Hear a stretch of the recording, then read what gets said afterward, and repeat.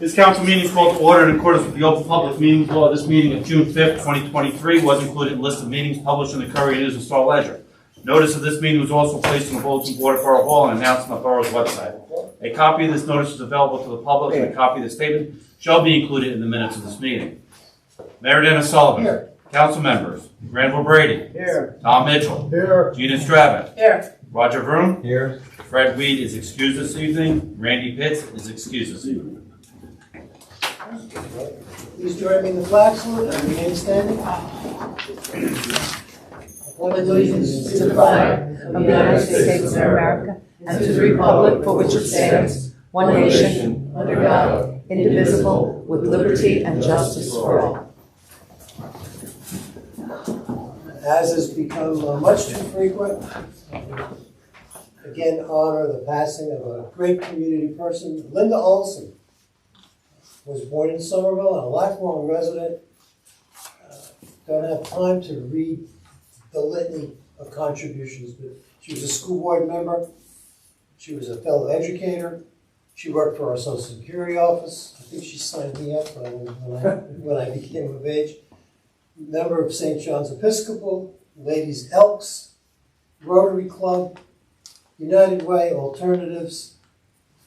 Just a fine community person. We're saddened by her loss.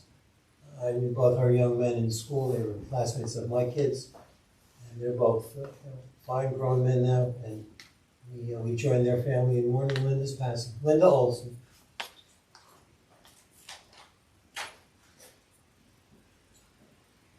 Thank you. We have one set of minutes from the 15th of May. Motion? So moved. Council members. Granville Brady. Yes. Tom Mitchell. Yes. Gina Stravitt. Yes. Roger Vroom. Yes. Yeah, we have departmental reports and notices as listed. We have a slight change in our agenda. We're going to move item number 8 up. The 2023 Food Stock Challenge came and went. It's done. And I'm going to present Bob Swisher for a presentation on their behalf to the borough. So, Mr. Swisher. Yes, thank you, Mayor. So 13 years ago. Name and address for the record, please. Sure. Bob Swisher, 20 Randolph Road, Freehold, New Jersey. Thank you. So 13 years ago, in Freehold, New Jersey, my daughter was doing community service hours and at a food pantry. The food pantry was short food, so we started a food drive. And we did it in our backyard for 5 years. It's grown over the years, and we've been trying to figure out different ways to get other people to help their communities. And so this year at the Somerset County government officials back in February, we started what we call the Somerset County Food Stock Challenge. And we challenged all 21 towns to participate to raise food to give to their local food pantries. We broke the towns into the 7 large ones, the medium-sized ones, and the smaller towns. They all competed against each other. Unfortunately, not all 21 towns participated, but I'm very happy to say that Somerville came out on top of the large towns and the top of all of them. They raised over 5,900 pounds of food for a local food pantry, which is a credit to the people that actually did it. There's the idea behind it is a great idea, but actually have people behind it to do the work.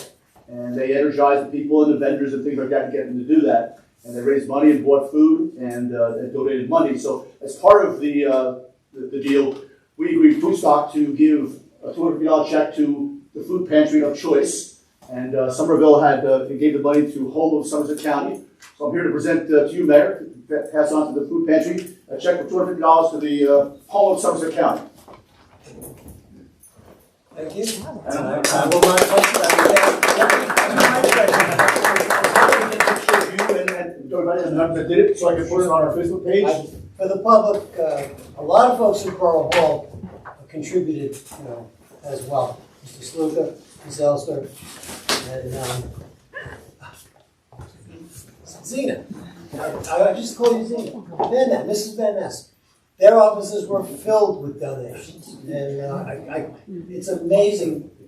If you look at our population and our size, and compare us with the other towns, if you look at it at pounds per person, our ratio was through the roof. And it's just a tremendous testament to every person in town who wrote a check, bought a can of corn, did something.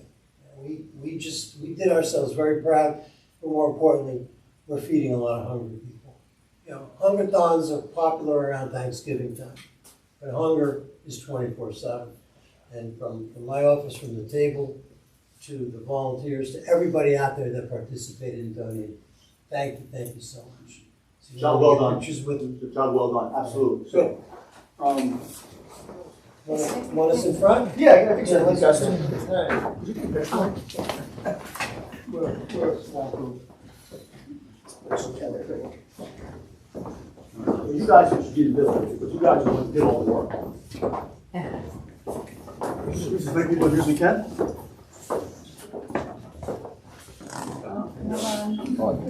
Coming around.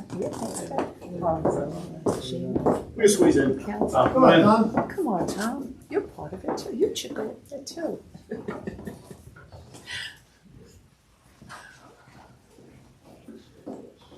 You get us all in there? Yeah. All right, beautiful.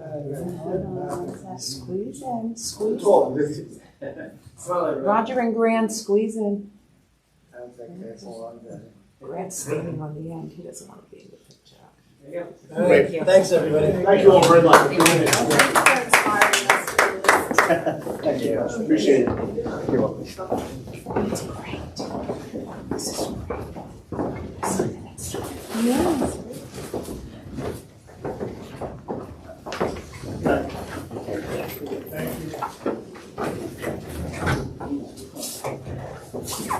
I've said it before on many occasions such as this, that the test of a community is how it responds when things don't go.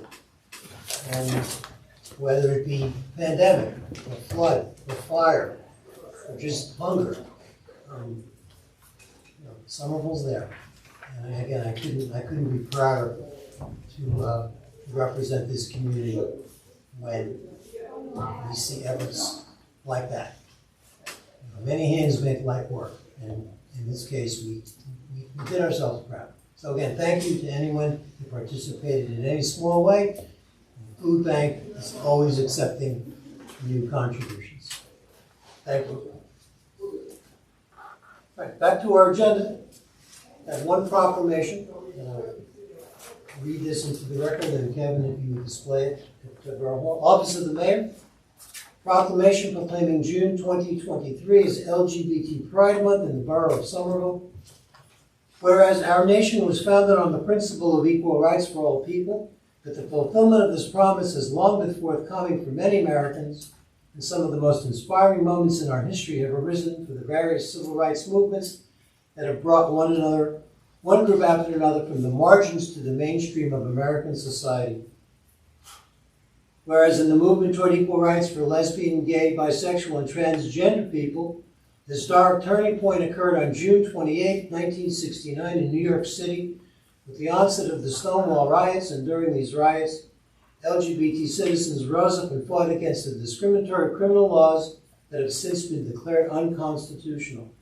Whereas LGBT pride celebrations have taken place around the country every June to commemorate the beginning of the Stonewall riots, and whereas Somerville Borough is a diverse community that includes people of all ethnicities, religious backgrounds, social classes, and sexual affection, and whereas everyone should be able to live without fear of prejudice, discrimination, violence, and hatred based race, religion, gender identity, or sexual orientation.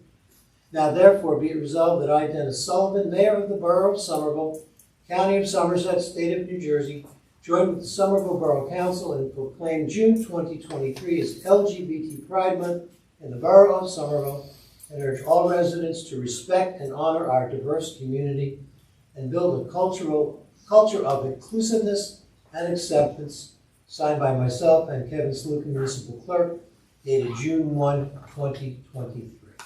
Kevin, again, would you please display that and put that on our website and media outlets as well? Yep. Thank you.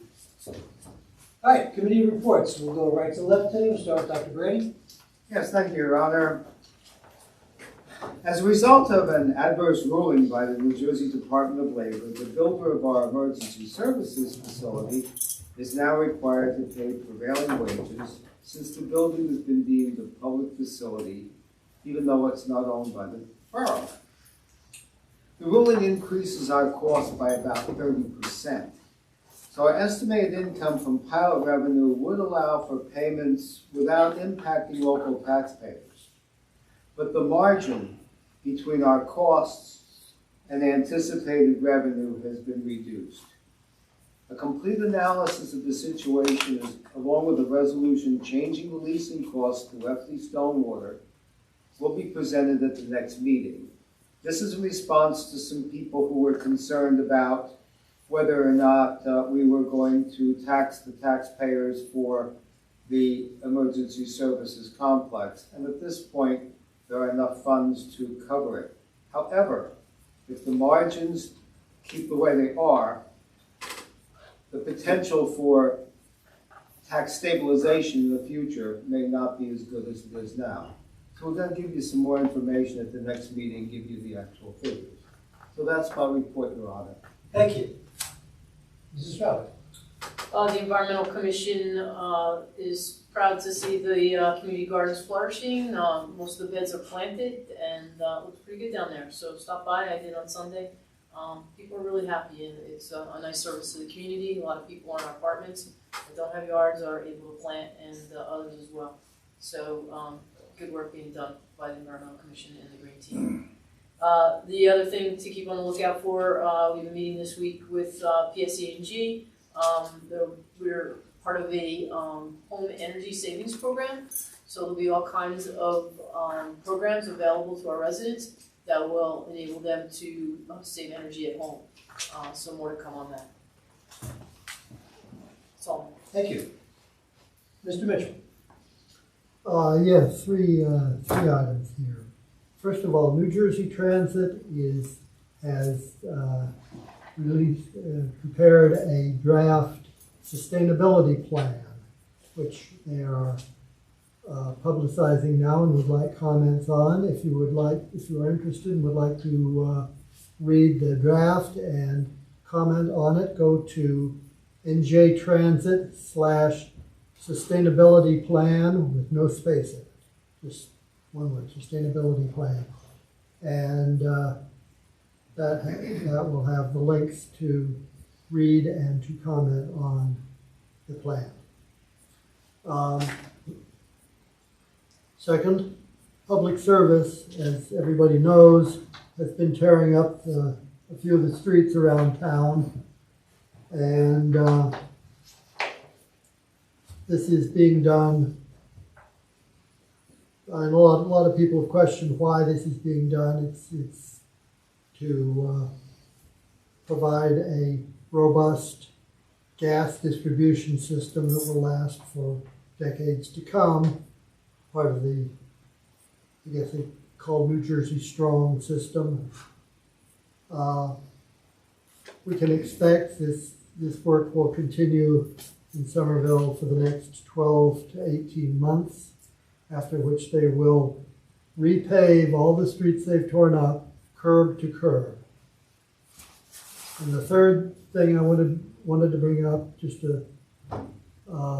we've got Flag Day is coming on the 14th, which is a Wednesday, and there will be a celebration here in Somerville on the 16th, which is a Friday, and I would like to ask that if at all possible, Public Works make sure that American flags are flying on all the flag staffs and flag poles. And once that period is over, they can go back to flying the other banners that are being honored here, but for those days, we should want to fly the American flag. And that's all I have to say. Thank you. Mr. Borough? If you checked your weather app today, you'll notice that there's a fire weather watch in effect all day today. What that means is that due to low relative humidity and gusty winds, the chance for fire and fire spreading is much higher than normal. It's important on days like this where we have, again, cooler weather with no rain in the foreseeable future, as well as wind gusts, that we are aware of how we dispose of things like, embers from our grill. If you are a smoker, your cigarette butts or other smoking paraphernalia, just be careful. The borough has had a few brush fires lately, as has a lot of other areas. I think in Ocean County, they just put out, or have contained, I shouldn't say put out, they have contained a wildfire, and we've seen a number of them. So again, just beware of how you treat your anything that was on fire or used for fire purposes, because it can spread very quickly with this type of weather. Again, dry, low relative humidity is a perfect storm, which is why, again, if you check the weather app, you'll see that it is it's the warning for today. It's fire weather. So again, be careful, be vigilant, and if you see something, don't be afraid to call it. Thank you. Okay. Two quick items. You may have noticed if you've driven on East Main Street that the county has put up the 25 MPH signs. They're kind of few and far between, so Kevin, at some point, maybe we'll take a ride and see what, if there are spots where we could ask for additional signs. Because they use the existing poles, but there's some gaps, especially headed west. So at some point, we'll take a look and see if we can get a few more out there. But we're just waiting now for DOT to do the remaining signs on Route 28. Kevin, have you had any correspondence from them? I had a communication with them today, but it wasn't about that issue, so I'll reach out to them. Because that's the last missing piece from Rio to to Meadow that needs to be signed. Okay, and the last thing, I was away for a week. I drove by Lev Park, and it looks like a good amount of work has been done. Kevin, are we still on target for around July 1? We are. Okay. Yeah, we are. We expect to be putting water in starting actually this week. So it is on target. And then the spray park will open kind of at the same time. So we look good. Yeah, let's just make sure we update the website with any changes to that. And then for the public, the same process will take place at Walnut Street, starting now through next spring as well. We have a grand opening scheduled? I don't yet. We'll wait for it to be substantially complete and have it open at that point. The Walnut Park, we have to wait for this one to be substantially complete before we actually make applications for Walnut. Okay. Yeah, let's just keep it moving, because school is ending soon, and can think of a better transition to go from the classroom to the pool. So let's just make sure that we let the public know. Okay, we have one ordinance for introduction, 2710, 23-0605, amending chapter 102-104 of the Borough Code to permit two-family residence in the professional office residential POR zone. I need a motion for introduction only. So moved. Second, Council members Granville Brady, Yes. Tom Mitchell, yes. Gina Stravic, Yes. Roger Vroom. Yes. Now, Kevin, this will go to planning board. It was kind of initiated, it's kind of made its way through the land use boards already. So there's, I don't think they're gonna make any changes for it. So we should expect to get this back fairly quick. For the meeting on the 19th. Possibly. If not, then the first meeting of July. Yeah, it won't be 45 days, so. Okay. We have one ordinance for public hearing and adoption, 2709, 23-0515, rescinding ordinance 2695, 230221, and adopting the amendment to the redevelopment plan for the Kirby Avenue redevelopment area, specifically applicable to Block 50, Lot 2, 50 James Street, and Block 201, 82 Fairview Avenue, pursuant to NJSA 48:12A-1 et sec. And I have a motion for a public hearing. So moved. Second. Council members Granville Brady. Yes. Tom Mitchell. Yes. Gina Stravic. Yes. Roger Vroom. Yes. Have a question or comment? Hearing none, motion to close. All right. I'll So take a moved. motion to close. Second. Council members Granville Brady. Yes. Tom Mitchell. Yes. Gina Stravic. Yes. Roger Vroom. Yes. All right, motion for adoption. Is there any discussion? I guess, well, let's introduce it, let's have the motion for adoption. Right. And then we can discuss. Second. Okay, now, you have a question? Yeah, Okay. just a point, we're extending the amount of housing that can be built there, correct?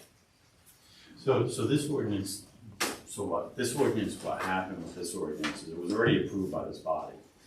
What happened was it went to the planning board did not make comment on it. They either didn't receive it or it didn't make their agenda. The borough then, from my office, we took the steps and we put it on the council meeting, the council adopted it. Obviously, the procedure I needed to correct. So this time, we introduced this ordinance, we sent it to the planning board, they didn't have any comments. They wrote back to me saying, we have no comments, now you can actually legally adopt it. It's really, this ordinance is already adopted. But It's we more of a already, procedure. wasn't it already approved for 16, the density of 16, and we're increasing it to 25, isn't that the case? Not this No, one. this ordinance just includes the two lots. This just includes 2 lots. This doesn't have anything to do with density. Okay. It creates a bigger footprint by including these two lots that were not anticipated in the original redevelopment plan. So it will bring more housing.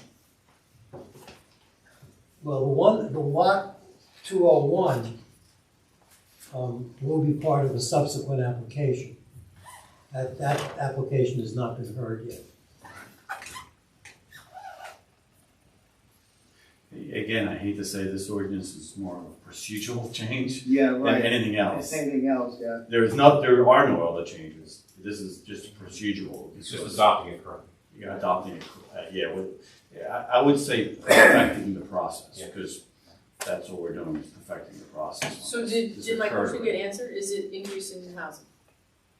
It doesn't change the zoning standards at all, it just includes those 2 lots. Which will then increase the housing?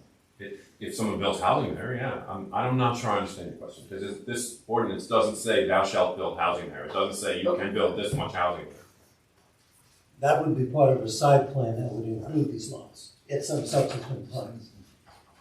Okay. Thank you for clarifying. Yeah, I'm sorry, I didn't understand the question. All right, roll call. Council members Granville Brady, Yes. Tom Mitchell, Yes. Gina Stravic, Yes. Roger Vroom. Yes. We're at the public session, I need a motion. So moved. Second. Second. Council members Granville Brady, Yes. Tom Mitchell, Yes. Gina Stravic, Roger Vroom. Yes. Public session, if you care to speak, come up to the mic, name and address for the record, address your comments to myself. Thank you. Need to move this microphone a little. Sorry. Mr. Keller. Good afternoon, good evening. Bill Kelleher, 237 Altamont Place. I'm here because I wrote a letter to your honor and to the council, and I think, except for Mr. Solomon, I know everyone got a copy of it. I don't want to copy you, nonetheless. The initial letter I wrote on the 25th of March was largely a reaction on my part to the disappointment of the proposed application of 41 West High Street, which in large part was generated when we found out that there were $22,000 of fees associated with that application, $7,500 to the borough and $15,000 to the borough professionals for review of the plans for that third of an acre. But and I'm not going to dwell on that. I thought there were 2 bigger issues.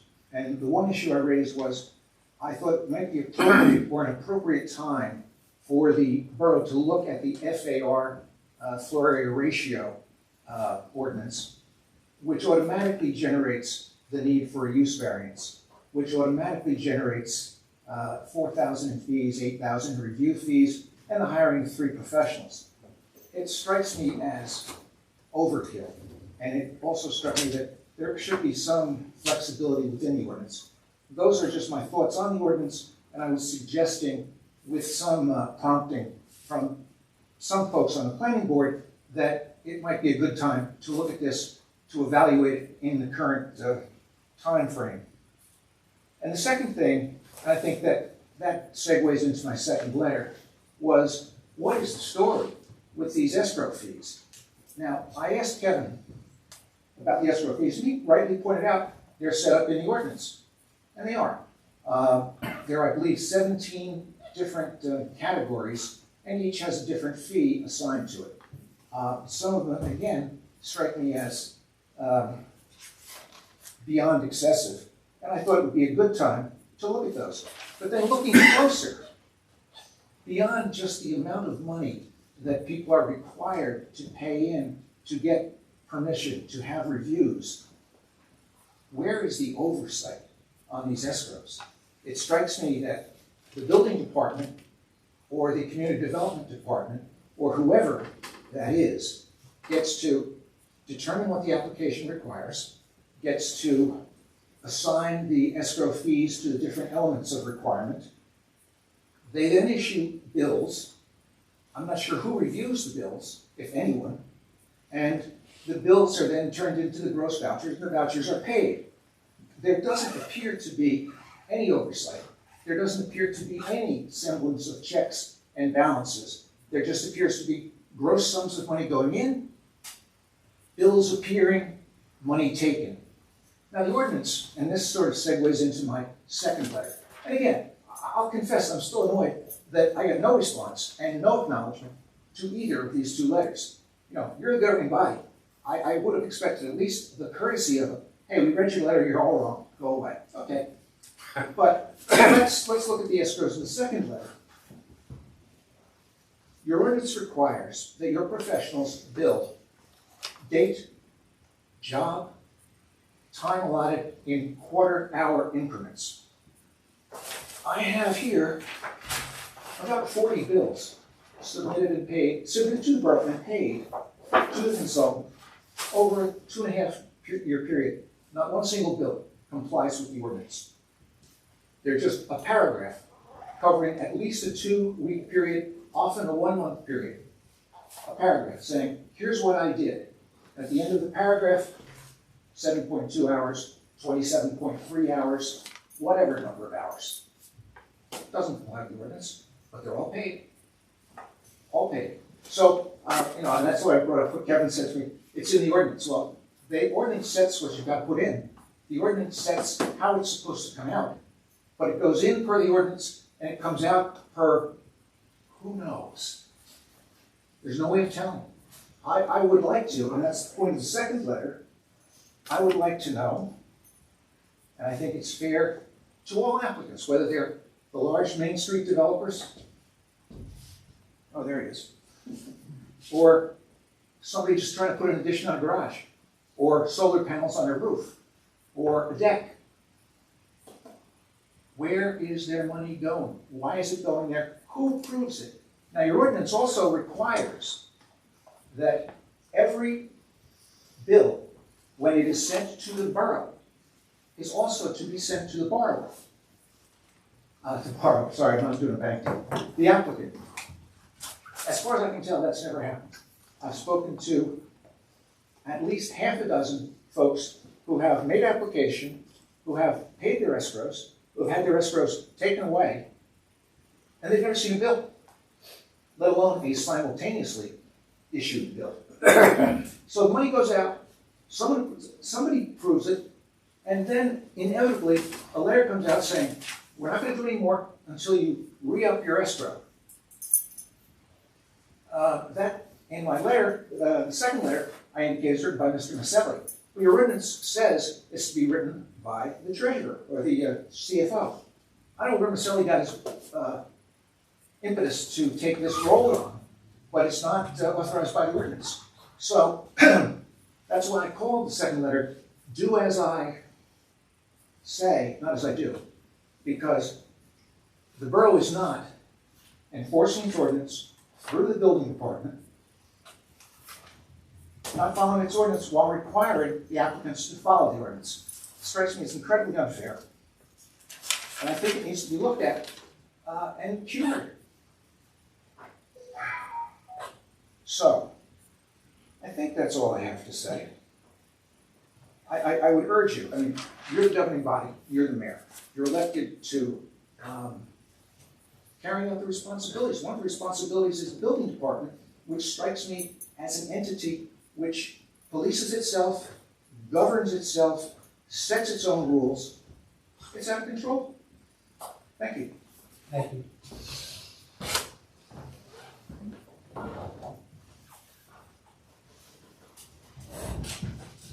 Mr. O'Neill. Rich O'Neill, 124 West Coast Street, Somerville. I'm new in town, so I don't know what's going on. But what Bill just said makes a lot of sense. And I've been watching what goes on in the second floor of this Borough Hall. It is a total streaking disaster. And it's time somebody comes and looks at it and does something about it. I would suggest that you look into consolidating with Bound Brook and maybe Raritan and getting rid of that operation. Because it doesn't work. It hurts the people in this town. It has for years. And nobody's done a freaking thing about it. And I said freaking because I'm not in the firehouse. It's time that we resolve this issue. It's that this, you guys got to do it. We can't, Bill can't, but it's hurting a lot of people in this town. And I could get a lineup of people in here to talk their experiences. And it would be hard because a lot of people have been hammered by this office. And it's time for it to end. And it's up to you guys to make it end. Thank you.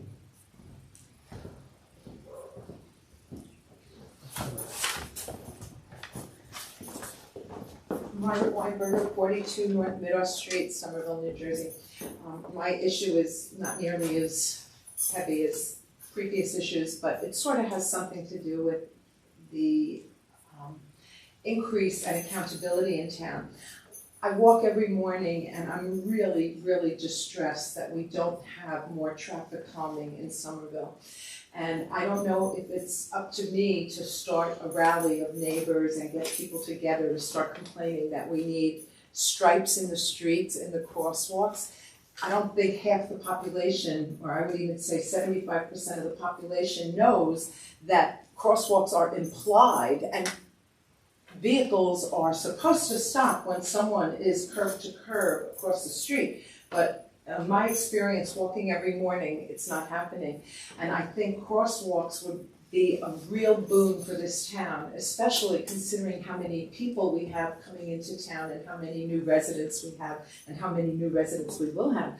So I would like to ask all of you to please, please get more crosswalks across Mountain Avenue, across West End Avenue, across some of the streets that are tucked north of Main Street. We just need more crosswalks in this town and we need to slow traffic. I'm thrilled to hear that we have 25-mile-per-hour signs up. I'm thrilled that we've got them, but we need more. We really do.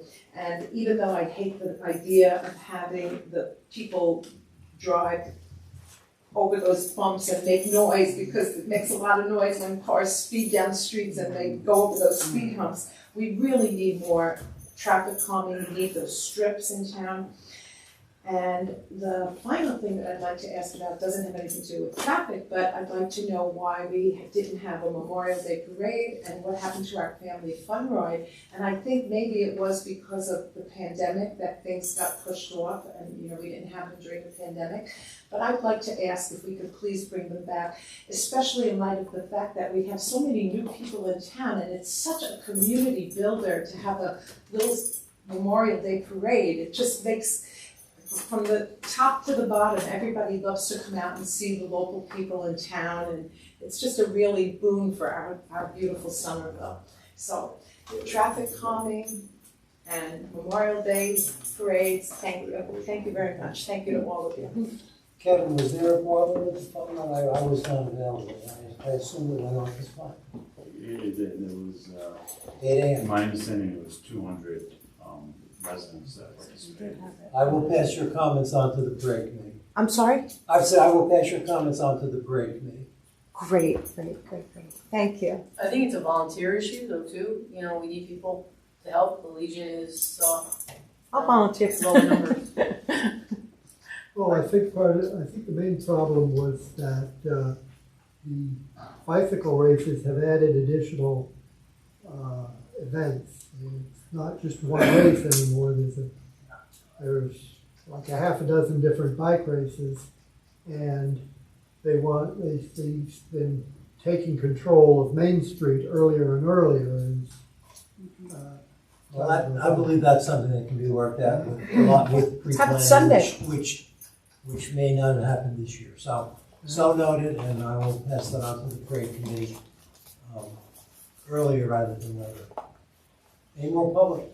Yes. Greg Storms, DGM Management. I would just like to follow up with Mr. Kelleher and Richie O'Neill. I would like to offer my services, expertise, experiences with the building department, the zoning, and some of the ordinances, and if maybe the township committee would like to set up a subcommittee or talk about some of the issues that were discussed tonight, I would gladly or love to be involved and give some of my perspective of how I think we could improve it for the residents, future tenants, future store owners of Somerville. I think that would be beneficial not only to the public, for the residents that live here, but also for future tenants that might come in. And so we have a way to move it forward quickly and expectations for what they can exactly expect. So if there was a subcommittee, I would gladly love to put my input in to help any of the residents and or store owners that might be coming to Somerville. Thank you. Thank you. All right, hearing no more, motion to close. So move. Second. Council members, Randall Brady, Yes. Tom Mitchell, yeah, Eunice Traffic, Yes. and Roger Vroom. Yes. All right, we have consent resolutions. Council, are there any that need clarification? Okay. All right, I'll summarize these. 181, awarding the contract to AA Berms for the construction of Veterans Memorial Drive. 182, approving an event permit for Just Another Day for Carol Pager Park on July 29th with a rain date of August 5th from 11 to 5. 183, approving an event permit for the Elks to use Carol Pager Park on July the 8th from 7 to 3. 184, accepting a grant and authorizing the mayor and clerk to execute an agreement with the state of New Jersey for a Clean Communities grant in the amount of $27,000 and change. 185, accepting a grant and authorizing the mayor and clerk to execute an agreement from the state of New Jersey Planning Management Stormwater Assistance Grant in the amount of $15,000. 186, awarding a contract to Badger Roofing Company for roof replacement at West End Hose for the amount of $107,000. 187, approving a change order for a contract with Davellino Construction for Michael Left Park Pool improvements.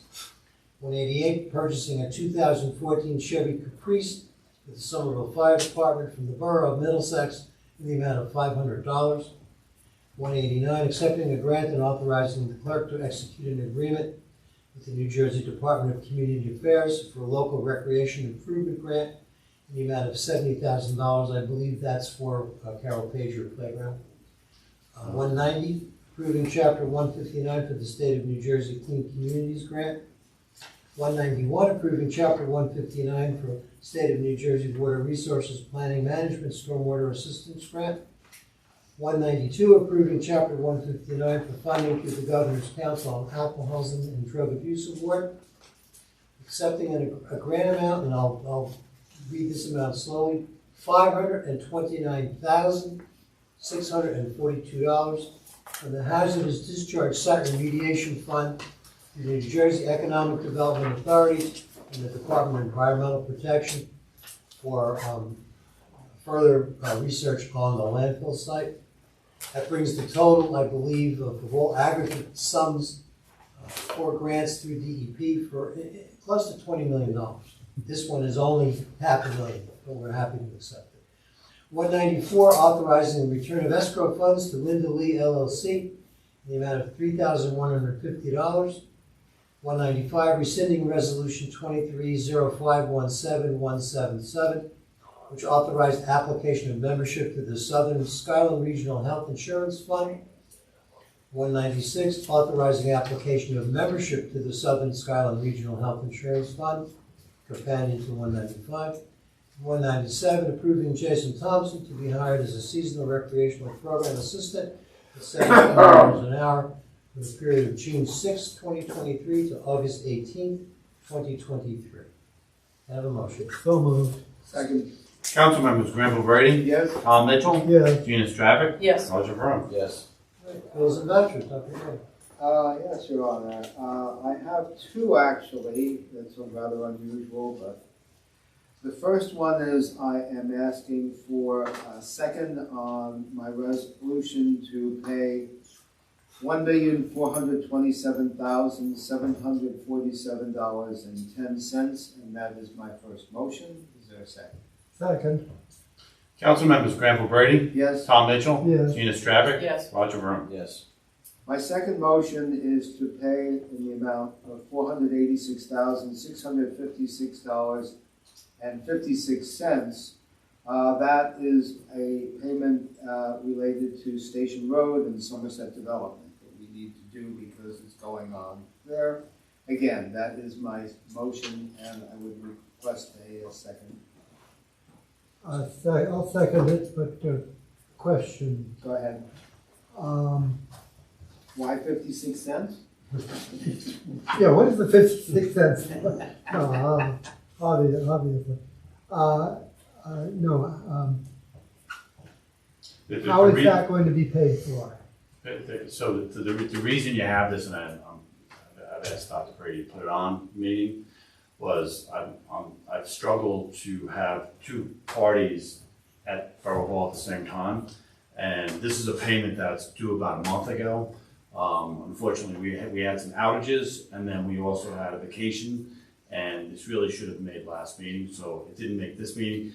It's up to that amount because we need to reconcile one of the bills, but I can't hold it up another 2 more weeks, in fairness, because it's already a month old. So that's the reason you're getting it in the format you're getting it. It's being paid out of the funding that was authorized to pay for the Station Road, 2 years ago. And we're paying that out of our penny collection, Tom. Yeah, so this is money that has already been earmarked. Yep. Yeah. Yeah. You'll get other payments like this. Unfortunately, the first one, like I said, there was just a delay in the right parties being together at the same time. There's no accrued interest on this. No penalty. Don't give them any ideas. Yeah, okay. That's why we're collecting the pennies. Yeah, roll call. Council members Granville Brady, Yes. Tom Mitchell, Yes. Gina Stravic, Yes. Roger Vroom. Yes.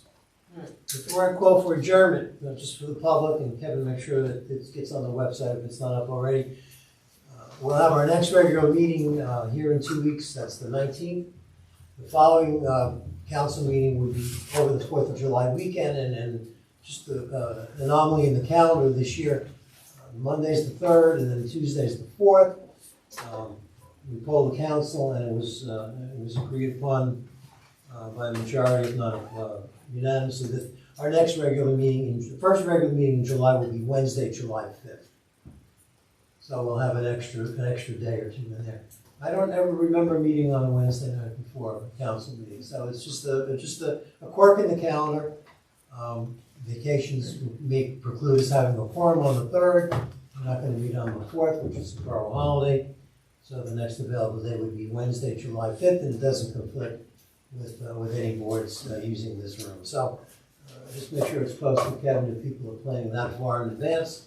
We'll meet on June 19th, and then again July 5th, and then we'll be back to July 17th as regularly scheduled. With that, Mr. Mitchell. Move for adjournment. Second. All in favor? Opposed? There's a fast meeting.